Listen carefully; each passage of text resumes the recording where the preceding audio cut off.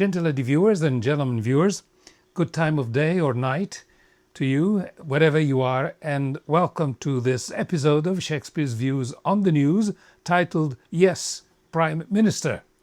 Now, some viewers may perhaps think that, considering where the program is produced, namely the United States, the title should be Yes, Mr. President. Yet, that now almost remote in time but very successful British serial titled Yes, Prime Minister was a remarkably accurate and amusing representation of the dynamics of government. Therefore, finding parallels between elements of that British program and elements of the current American political administration and environment suggests a continuity in the common affairs of government that cannot be demonstrably denied, particularly between countries that are divided by a common language, as the US and Britain are, and as George Bernard Shaw is said to have said. Though some glaring paradoxes considering current US foreign policies tend to stand out, even if one were determined to ignore them. I mean the paradoxes, particularly referring in the instance to Trump's recurrent grating exclamations and insults directed in the instance at his most prominent alleged and current enemy, Iran. By the way, here is a piece of Iran-related information. As we know, the history of Persia, a very ancient civilization, spans literally, not rhetorically, thousands of years. And Persia, which is actually southern Iran, was the heartland of the empire.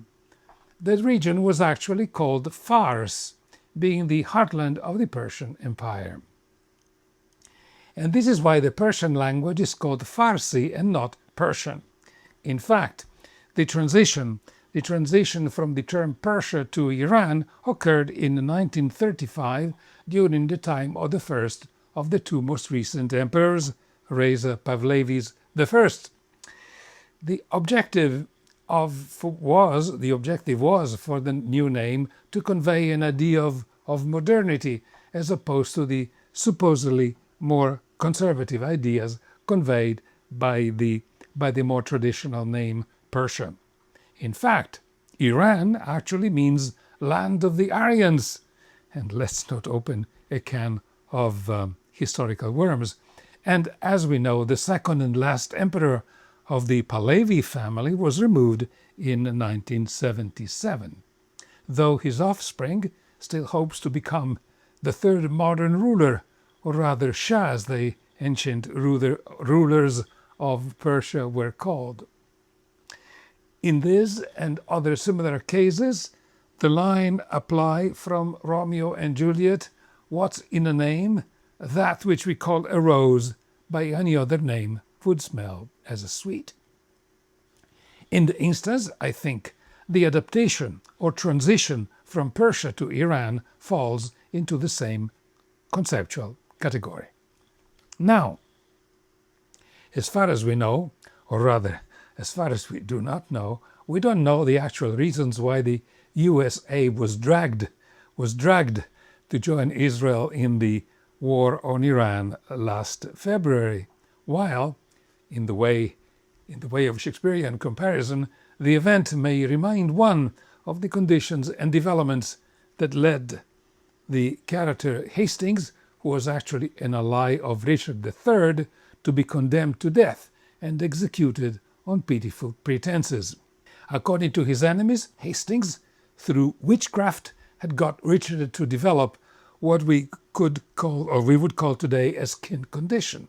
On his part, Hastings had gleefully ignored previous warnings about Richard's evil intent. In the end, Hastings repents when it is now too late, pronouncing the famous lines, "O momentary grace of mortal men, which we more hunt for than the grace of God, who builds his scope in air of your fair looks, lives like a drunken sailor on a mast, ready with every nod to tumble down into the fatal bowels of the deep. But returning to current events, Mr. Trump's position on Iran, although very probably he may not be even aware of it, finds an echo in the lines uttered by Bolingbroke, who was plotting to remove and replace King Richard II this time, King Richard II, on the throne of England in the play King Richard II. When Bolingbroke says, "I'll use the advantage of my power and lay the summer's dust with showers of blood rain from the wounds of slaughtered Englishmen." Given Trump's bellicose and angry exclamations against Iran and equally the inevitable number of victims within the Iranians as well as the American army, one could say that the lines pronounced by Bolingbroke reflect the conditions only by the change of just one word. "I'll use the advantage of my power and lay the summer's dust with showers of blood rain from the wounds of slaughtered Iranians." On the other hand, the apparent unquestionable willingness of so many Trump's followers in the Senate and in the Congress to adhere to his bellicose policies, such willingness, as I said, brings to mind the lines from the play Timon of Athens. "The swallows follows not summer more willing than we your lordship." And it equally brings to mind the lines that the Romans used when they discover that Coriolanus had defected to the enemies of Rome, in that instance called the Volsci or Volos Volsci, while Coriolanus' friends equally switched allegiance and followed him enthusiastically. The applicable Shakespearean lines have here reflect the apparently extreme obedience that President Trump can extol from his senators and congressmen, or at least from many of them up to this point. They follow him with no less confidence than boys pursuing summer butterflies, or butchers killing flies. That's from Coriolanus. Of course, even in these modern updated instances and comparisons, we cannot ignore the power of gold, thanks to which Trump's elected followers see their power and fortunes directly linked to those who forked up the money. A situation, on the other hand, frequently recurrent in human history and well expressed by this invocation by Timon of Athens, betrayed by those whom he considered friends, but who followed him only for money. And here goes Timon. "Thus much of this will make black white, foul fair, wrong right, base noble, old young, coward valiant. Ah, you God, why this? What this, you gods? Why this?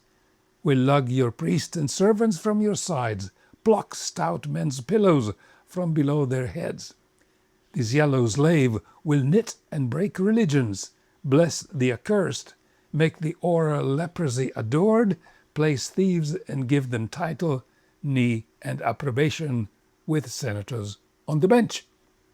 I do not think that Timon of Athens and Shakespeare could have been more accurate in their clairvoyance when describing the effects of treason, of greed, and of bribery. Nor I think it is necessary here to remind the religious believers of what Judas Iscariot managed to do with 30 pieces of silver. On the other hand, the most brilliant propaganda does not need to censor truth violently. It simply creates a society so deeply addicted to meaninglessness that truth no longer matters.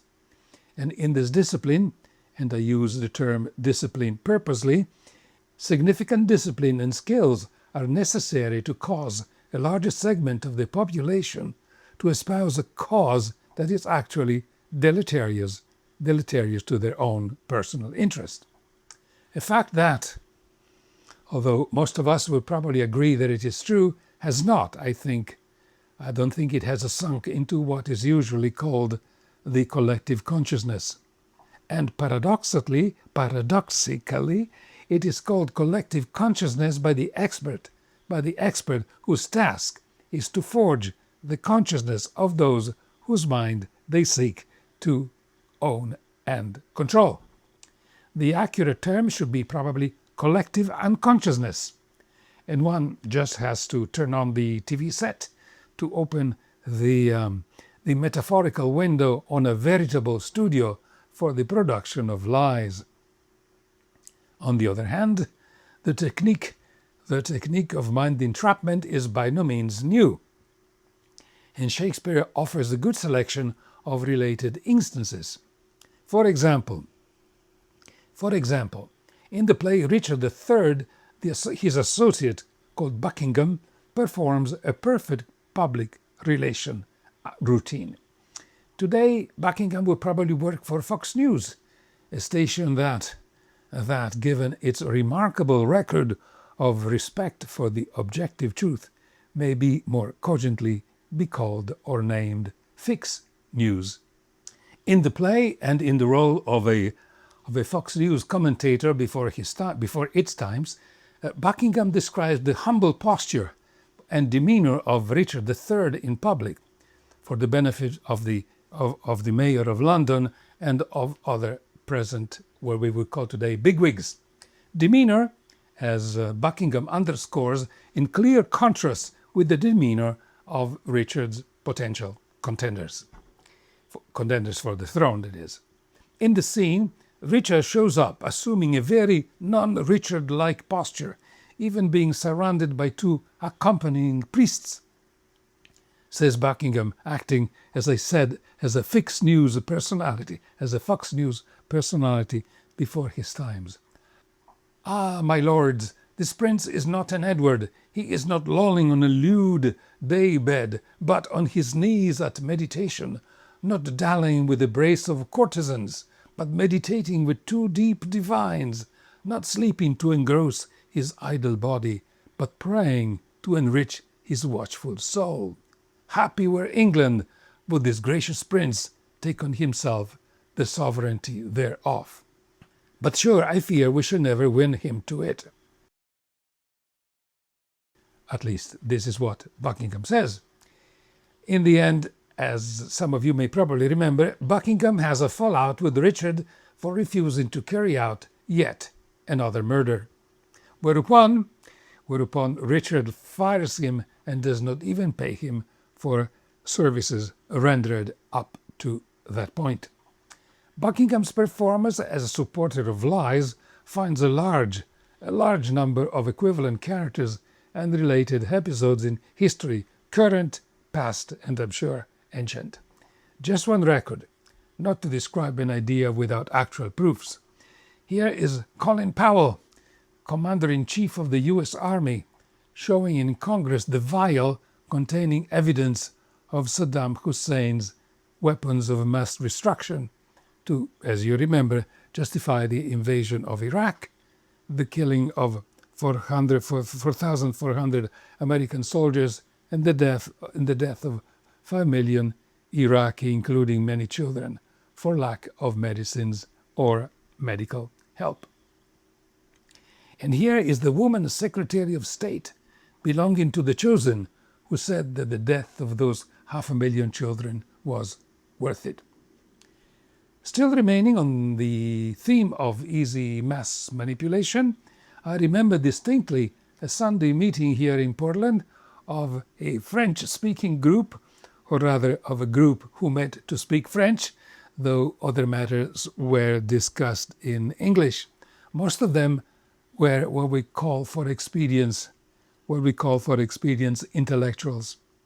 It happens, perhaps to all of us, that some episodes lasting just a few seconds, or sometimes even less, as in the instance that I will describe, linger in the mind even decades after the event.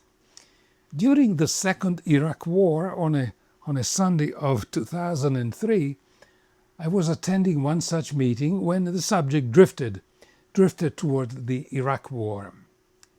When one of the participants, a secondary school teacher, unquestionably educated, and she said, "Now Saddam has weapon of mass destruction." I remember nothing else of the meeting but the ever-frightening and disappointing evidence of how easy it is to lead humans to believe anything. Hamlet would say, "What is this quintessence of dust? Man delights not me, no, nor woman neither, though by your smiling you may seem to say so."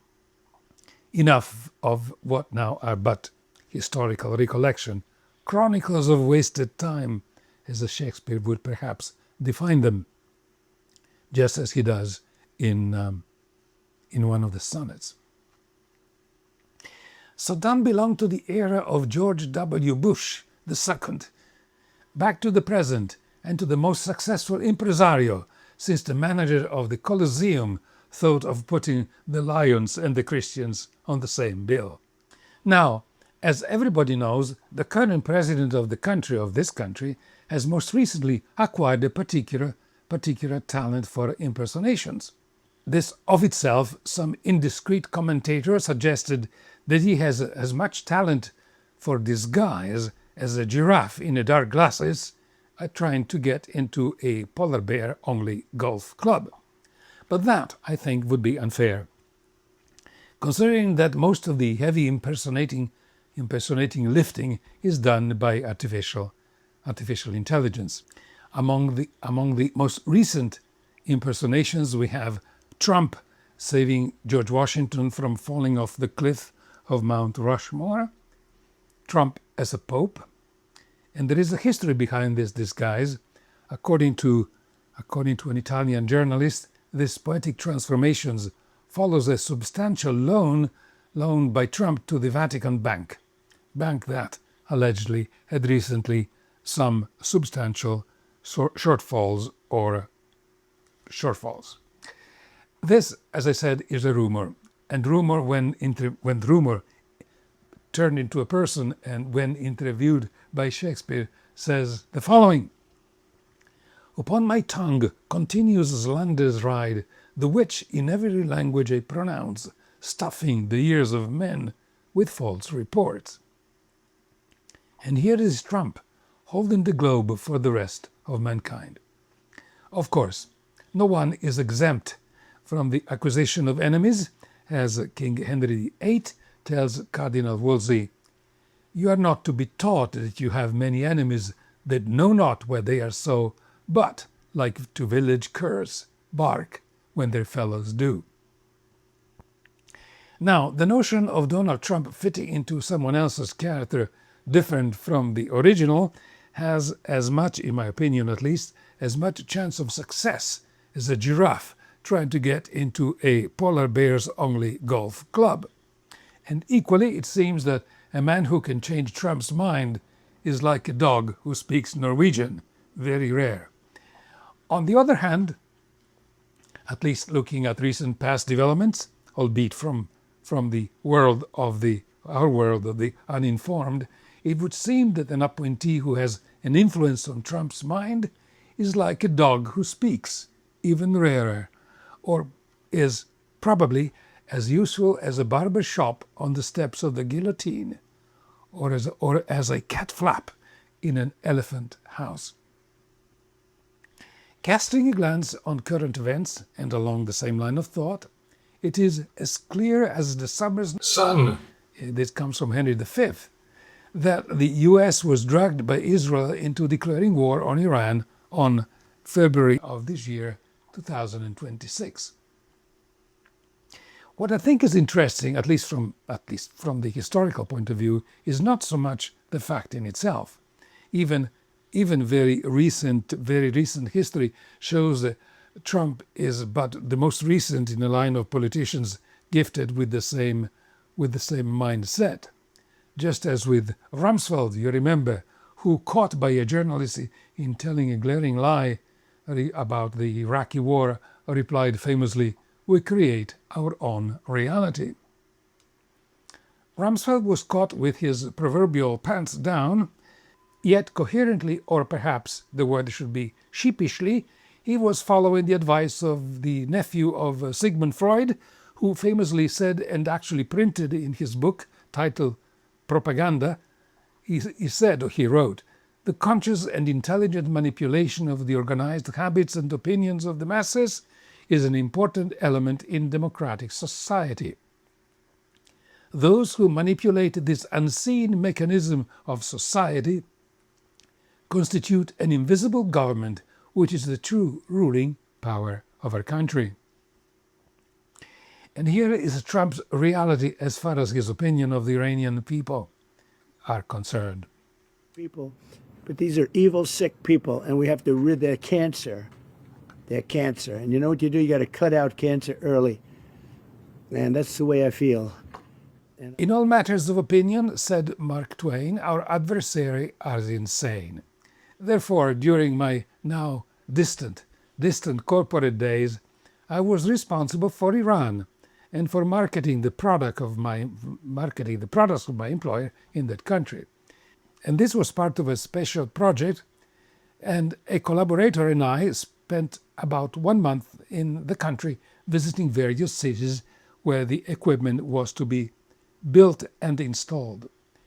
As far as I am concerned, I found the country very civilized, friendly people, excellent schools, and so forth. Besides, the history and some of the art is, as many of you may know, actually breathtaking. Maybe I was wrong and Trump is right. I just summarize in a few words here the observation that I wrote at the time in my diary. To conclude this episode, I include a section of an interview in which a Trump's daughter declares her enthusiasm about turning a nature reserve island in the Adriatic, close to Albania, into an exclusive resort for the fantastically rich. And here is part of the clip. It's an unbelievable, beautiful 1,400-hectare private island in the middle of the Mediterranean. We were on a friend's boat and we stopped for a swim.